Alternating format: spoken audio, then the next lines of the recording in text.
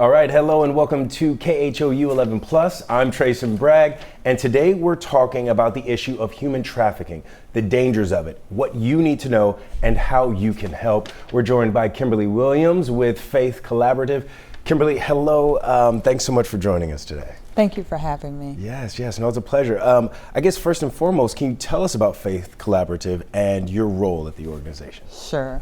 I am Kimberly Williams. I am the CEO of Faith Collaborative, which is a nonprofit organization focused on helping survivors of human trafficking and those at risk of exploitation. We focus on four main pillars: wraparound services, job readiness, spiritual and pastoral care, as well as dining with a purpose, building community. Nice. It's obviously such a topic that has so many different layers. We were talking about that earlier. Absolutely. And it doesn't necessarily look like a lot of people think it does in every case. But before we dive into human trafficking, I have to ask you, how did you get involved? What drew you to dedicate your life really to saving folks who are victims of this? Absolutely, and I like to say walking alongside folks as their victims. I was a young woman, 3 young kids at the time, was in the library with my young kids and saw a book on the shelf that said modern day slavery. And I was alarmed by what I saw. So much so that I picked up the book, read it cover to cover, probably in a couple of days. And at the end of the book, there was a really encouraging remark that you needed to call your elected officials and let them know that human trafficking is wrong. I picked up the phone, I called my elected official and said, human trafficking is wrong. And at the time I lived in Charlotte, North Carolina. I didn't have any sense of what my next advocacy move would be. But one of the things I felt compelled to do was to advocate on behalf of those who were victims.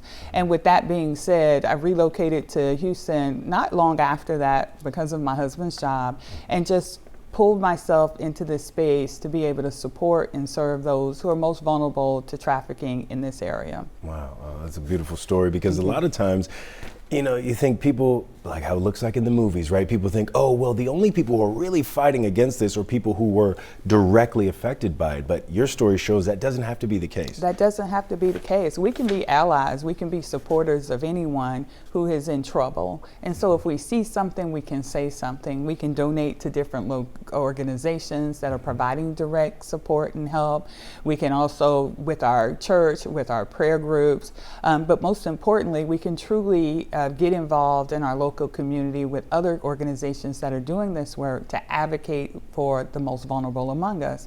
And I think that's a beautiful call as a community. And we as Houstonites or Houstonians are used to advocating for one another. Yes. And what better way to do that than helping somebody who's vulnerable? Yes, absolutely. And you mentioned Houston. You're here now.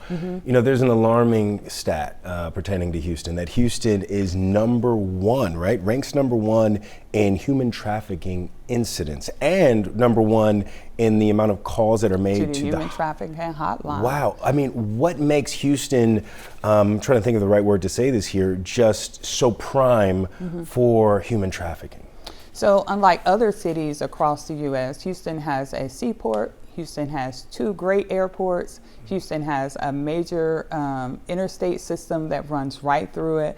And so all of these things make Houston ripe for trafficking, because people can be moved through, in and out the city very quickly. And so when traffickers are looking to how to exploit, this is an area where they can get people in and out and move them around very quickly.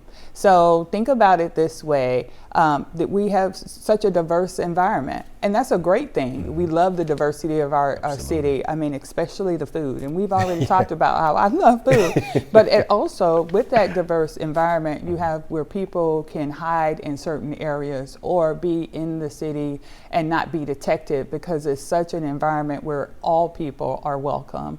But there are people who take advantage of that, right, and exploit that opportunity to use people for their benefit. And so with the airport systems, with the transportation that can come in and out, and our diverse environment, it does make it a ripe environment for people to exploit others, unfortunately. Well, and you mentioned hide, right? And that stuck out to me because, we said this earlier, and I'll probably say it a few times today. the movies make it look like it's one cookie cutter example of what human trafficking is and how it works. But in a lot of cases, not only is it a wide variety of I'm sure what you see when you're out there doing this advocacy work, but also it could be right in plain sight. Somebody could be right next to someone being human trafficked, or a group of people, and have no idea it's going on, right? Exactly. And so it's this phenomenon of hiding in plain sight, right? Because you can blend into the community. So let me clarify hiding, because people may think only traffic victims are locked up somewhere else. And that may be a component, but there could be human trafficking victims walking around with us every day that we may not know that they're being exploited. They may be living their everyday life under the guise of following instructions from someone else, right? Not being able to make decisions on their own, but strictly guided by someone else to do a specific thing at a specific time. So if they are walking along the street, or if they are eating in the restaurant, it may seem very natural that they're supposed to be there. But if you look under the cover, they may not be able to leave when they want to leave. They may not be able to walk down a particular street. They might not be able to wear what they want to wear. They may have to be at work at a certain time, which all of us do. But when you have to go to work and are not compensated for your work, and that's when we talk about the force, the fraud, and the coercion that happens, that actually runs into defining what human trafficking is. So it's this fraud that happens, and this coercion where you may be hiding in plain sight that we can see you, but ultimately we might not recognize right away that someone is taking advantage of you. And that's what we talk about when we talk about human trafficking. Wow, and you mentioned recognize right away. I think for many of us who may be out there, right, and we're in Houston, we have friends, we have family members, what are some, or who is most at risk, what groups, and as friends, family members, just fellow Houstonians, fellow human beings, what can we all be on the lookout for when we're out in the city that we love so much? I'd like to say anybody with a vulnerability, right? So that could be anybody who has an addiction, may have lack of housing, may have a disability, or may just be vulnerable just because of where they are in their life, their financial situation. All of those are opportunities for someone to come in and take advantage of them. So think about, you may be a young person, you're ready to start college, but you're trying to pay for college and may need support or extra money to pay for it. So you may answer an ad that you see online, or a friend might tell you about a quick way that you can make money, and you trust that friend, and you've just gotten to meet them, you've gone out a couple of times and you think you know them, and so you go out, you learn about this opportunity, you take advantage of the opportunity, you think. So you go and apply for a modeling job thinking that this is something that you're going to get to do, and when you get to the modeling job, that job turns to something else, right? That you may be coerced to maybe taking off your clothes, or you may be coerced into doing something a little bit more egregious than that, and then those pictures or that video may be used against you. So small things like that, just a simple act of trusting someone for a job opportunity to improve yourself, can end up down a road that you never expected. So those are some of the vulnerabilities, that not really understanding the nuances of what is legal and not legal, and how to get yourself out of a situation like that, could be some of the red flags that people might experience when they end up in human trafficking, or being exploited, may be a better word for it. You know, and when you think about it, there's labor trafficking and there's sex trafficking. So labor trafficking, where you provide, you know, a resource for an individual, and then you don't get paid for it, and you may have to live on the property, may not be able to come and go as you please. But then if you're talking about sex trafficking, where you may have to meet customers, or you may be in a cantina serving tables, but also having to perform other acts behind the scenes, but you might not get paid for any of that. And that's the exploitation that we're talking to. So when we look at what are some of those red flags of human trafficking, think of people who are not able to come and go as they please. Think of people who can't really explain what they do for a living. think of people who might not have family and friends and people that they can trust. Think of people who may have unusual bruising on themselves, children that are not going to school and not able to go to school and haven't been to school. These are all signs that something is just a little unusual, that maybe we need to investigate more, maybe we need to report or ask a couple of questions and see. But I do not recommend anybody trying to go and rescue someone that they feel like is being trafficked. The best way to do that would be to report it. Yes, and I want to ask you about the rescuing in just a second. But you mentioned the ages, right? You mentioned children even at school. Sometimes, again, many of us may think, okay, as adults, we need to be on the lookout, co-workers, friends, people who work at our favorite store, whatever it may be. But it's also our children, right? Also need to be on the lookout at schools, because it's not always a set age that we're looking at, right? Absolutely not. So the average age into entry into human trafficking is somewhere around the age of 12. So that is that's ripe elementary, middle school age, where there's a recruitment that comes along with that of people wanting young people to do different services.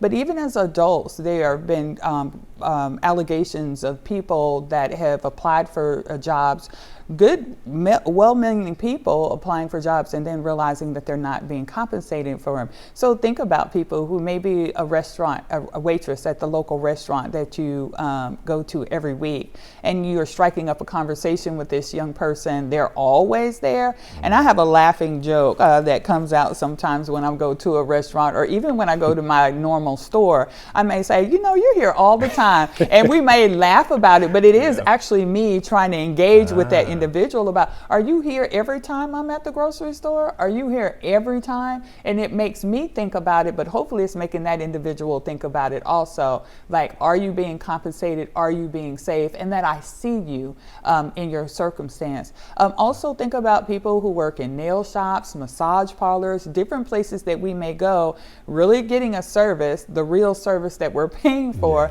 but are those individuals being paid for those services? Are they being coerced to being there? Wow. Can they leave when they want to leave? So to your point, it's not just children, they're adults too that can find themselves victims to this. And where that may play out for us is maybe they started out as children, but then they grew up, right? And they've grown up in this lifestyle, and they think this may be the only life that they have or can have for themselves. And think about immigrants who come to this country and may think that this is the way that life is supposed to happen here. In actuality, this is illegal behavior, and that's not what we do. Yes. And you mentioned rescuing and what people should do if they believe that they know someone who may be a victim here. But I can imagine you must see, as you go out and do this work, abusers don't want to let the people that they're trafficking go, right? So this can be, you can run into some very dangerous situations if you're out there and you see someone who you believe may be a victim. Tell us how they should handle that, and then once, for example, your organization gets involved, how do you all make sure you rescue these folks who are living in these conditions in a safe way to make sure everyone stays safe? So we like to think of it as a term of walking alongside them and not rescuing them, right? And so this walking alongside gives us an opportunity to learn more about the victim situation so that they move from victimhood to survivorhood to overcomerhood, if that's a word we made up. Yes. But the victim themselves could be in a very vicarious, situation, right? Meaning that they can't come and go as they please. Somebody is watching them all the time, or they have to keep tabs on themselves. And so what we try to do is we see somebody that is in harm's way. Our goal is to let the local authorities know so that they can do their job. So there is a human trafficking hotline number that anyone is able to call if they suspect something. And you can give the information anonymously. So it's not as if you have to give your name, address, phone number, but you can give it anonymously and say, at this restaurant, I see this particular person, or they never get to leave or whatever. And they will walk you through the questions. They will actually send law enforcement out to investigate the situation, whatever it is, and then they take the opportunity to help support that individual out that lifestyle and actually lock up the the exploiter, if that happens to be the case. I like to think of it this way also. All of us have family and friends that we love, right? And just think if one of our family and friends had fallen into harm's way for whatever reason, wouldn't we want somebody to do the call? Absolutely. Wouldn't we, even if it's like I just thought I saw something, but wouldn't we want somebody to make the call on the behalf of our child, our aunt, our mom, our cousin? So you think of it that way, and you may be helping someone out.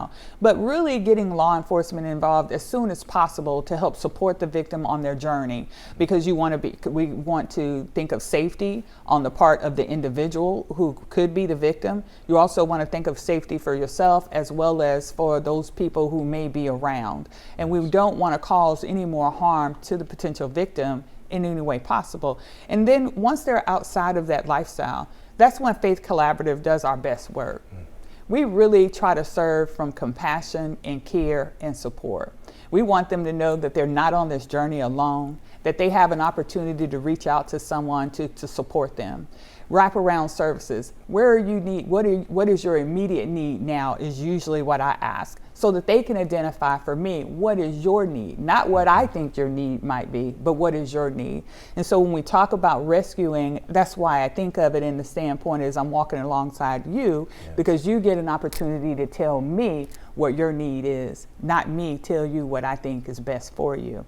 And then walking alongside, it gives them opportunity to express that need, and then for us to say, here are some options that may be available to you. What sounds good for you? So is counseling an appropriate need at this moment? Is safe housing an appropriate need at this moment? Is dental or mental health, not dental or mental health, but dental health, or also physical health, medical care, is that an important need at this moment? All of those are options that are left on the table, and then we refer the individual to the agency or the organization that can provide that care at that time. And so I would say probably 99% of the clients that I work with, usually housing is the number one issue, not a place to stay. Think about that vulnerability. I don't know if I have never had that experience of my life of being homeless. I have always had a place to stay, so I can't imagine what that must feel like. But through the eyes of the victims that we work with, it's trying to find a safe place to go so that they don't end up back in the hands of the traffickers, because that's a common place to go back to, because it's at least a place to lay your head, even though it might not be ideal. And that was going to be my next question, because as you walk with them, it's important to, is it almost like laying groundwork, a path for success, because it can be so easy when times get hard, the economy, you can't find a place to stay, you're not making the money you thought you would be making, and that person who took advantage of you for God knows how long, maybe right there saying, hey, come on right back, right? Exactly. And it can be very easy to turn back in that direction. Absolutely. Right? And so I was talking to some friends, and I tell them this quite often. It's kind of like once you assess and make a determination in your mind that something is wrong and you need to do something different, kind of like when we go to the doctor's office, right? And the doctor says, you're doing great, but your A1C number is up, your cholesterol is up, you need to lay off of the sodas and lay off of the red meat, and you need to make a change. And for a week or two, we do real good, right? We're even going to the gym, we're exercising, we're doing all the things. But then we fall back into what is comfortable and normal when things kind of get challenging for us. Nothing different here. So think about the victim who's trying to change their life around, but now working every day, found a real job that is compensating them, but ends are not meeting. So how do I know I can go back to what I used to do to make my ends meet, or what I think might make ends meet, which could be an entrapment back into a lifestyle that is not very ideal. So really walking alongside them to give them the tools and to empower them that there are resources in the community outside of the one resource that you think you may be able to go back to, right? Yes. And that's great information for us on the outside, right? There's a lot of us who are watching a lot of folks who are watching who want to get involved. They want to help. But there are also some folks who may be watching who may not even realize that they are a victim right now as they're watching this, as they're hearing you speak and explaining this so well. They might not even know that they're a victim. They also might not know that they may be recruiting other victims, right? Do you run into that quite a bit? Quite a bit, because people, when they're used to a certain lifestyle and are having to live in this type of lifestyle, may think that this is okay and this is the way to do. In America, this is illegal. We don't recruit people to be exploited and to be taken advantage of in that kind of way. The goal is to really identify and assess whether or not you have been victimized. And what that may look like is, has someone coerced you to doing something that you really didn't want to do? Has somebody been asking you to go to work, but then not paying you a salary? Has an individual threatened you and bribed you into doing something and using that to send threats to family members? Those are all signs that an individual might be trying to exploit you. What you might want to look for is an opportunity to get out of that lifestyle and an opportunity to change and do something different. And there are so many organizations that are out in our community that offer just that.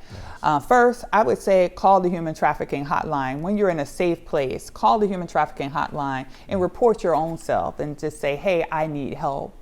That number is 1-888-3737-888. And we say it like that because it's easy to remember. Yeah. That would be the first thing that you could do. And then that number will help put you in contact with all the agencies that are in the area, including my organization, to be able to support you through your journey on what's next. Because victims may be thinking about, where am I going to go? How am I going to get my kids? What about my family? He or she said they were going to kill my family, and what shall I do? Mm-hmm. And the hotline number has dedicated volunteers who can work with you to support you through that phone call, as well as get law enforcement involved so that you can receive the support and protection that you need from anyone that may be trying to harm you. Mm-hmm. But identifying and being aware of where you are, and then looking at those that may be around you who may be victimized also, may be an opportunity for you to be the first one to say something, do something and say something that may help the entire community move forward. Absolutely. And Kimberly, we're coming to the end of our time here, but I want to ask you something very quickly. Sure. If anybody's at home like you were several years ago and they're seeing this and they want to get involved and they don't want to just move on with their life, they want to get involved like you did, mm-hmm. How can they do that, and what's the best way for them to do that? The best way for them to do that is to really reach out to the local communities in your area, the organizations that are in your community. We have so many here in the greater Houston community that I could just run off a list with numbers. But if you go to the human trafficking Polaris Project, www.polaris.org, you should be able to find a list of organizations in the local Houston community to be able to support. You can also go to faithcollaborative.org. We have a website with resources available to support anyone who's in need. And then we can also refer you to anyone, a community organization that can support you. All right. Kimberly Williams, Faith Collaborative, thank you so much for meeting us here and sharing so much very important information about this very important topic. And thank you all for watching, and let's go out and do something in our community, and let's fight for Houston and fight for other Houstonians. All right, thank you so much. We'll see you next time. See you next time.